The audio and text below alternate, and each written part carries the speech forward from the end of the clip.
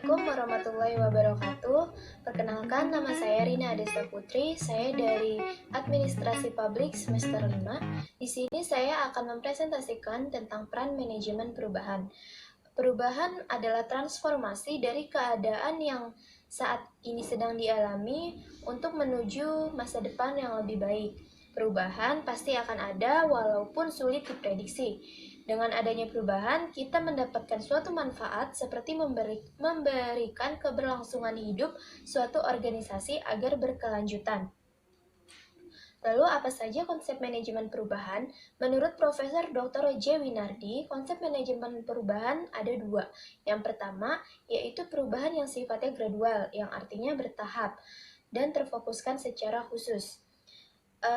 Contohnya yaitu SOP yang baru dalam perusahaan.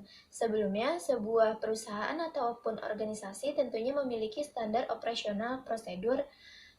Nah, namun penerapan SOP baru ini dilakukan sesuai dengan urgensi organisasi saat ini dan guna untuk mencapai tujuan organisasi.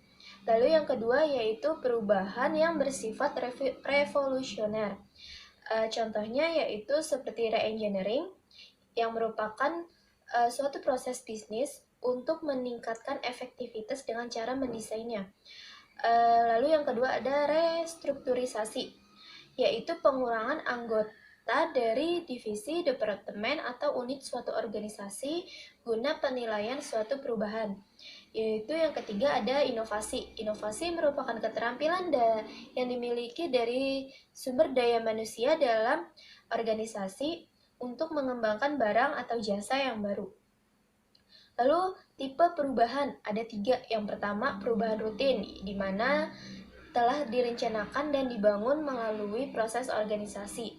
Yang kedua yaitu perubahan peningkatan yang mencakup keuntungan atau nilai yang telah dicapai organisasi.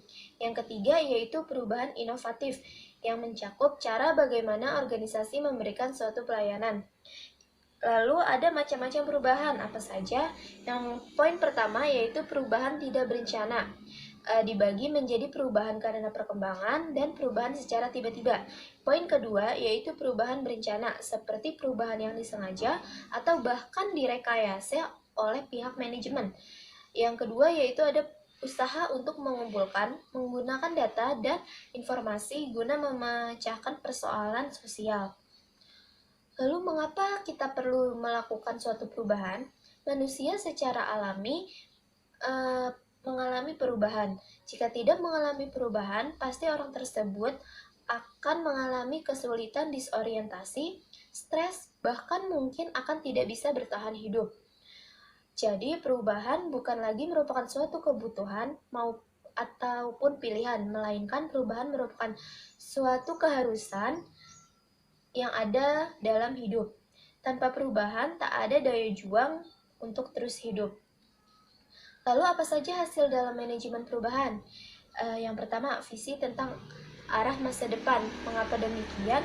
Seseorang yang telah melakukan perubahan tentunya visinya akan terarah dan terorganisir. Lalu kedua, keterampilan atau skill, yaitu mampu melakukan tuntutan baru, di mana keterampilan ini harus terus dipelihara dan ditumbuh kembangkan. Yang ketiga yaitu ada insentivis. Insentif yang memadai baik langsung maupun tidak langsung, berorientasi uang maupun tidak, dan berdasarkan kinerja kelompok atau unit kerja. Yang keempat ada research, yaitu sumber daya yang memudahkan ruang gerak dan pertumbuhan. Yang kelima ada rencana tindak atau action plan, yang mana bukan hanya sekedar rencana, namun dilanjutkan dalam langkah yang lebih spesifik dan terencana, tertulis, dan dapat dimengerti oleh semua pihak. Lalu faktor pendukung perubahan, yaitu ada menurut Hussey kebutuhan perubahan. Terdapat beberapa faktor. Yang pertama, perubahan teknologi terus meningkat dan persaingan semakin intensif. Yaitu yang kedua, kebutuhan perubahan menurut Krittner dan Nicky.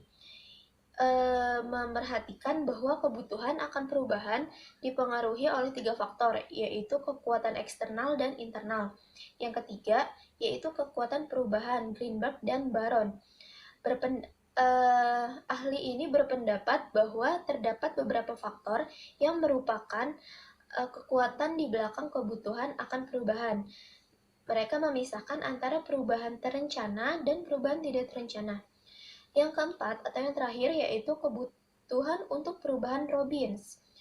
Robbins berkata bahwa perubahan memiliki 6 faktor, yaitu sifat tenaga kerja, teknologi, kelanjutan ekonomi, persaingan, kecenderungan sosial, dan politik dunia.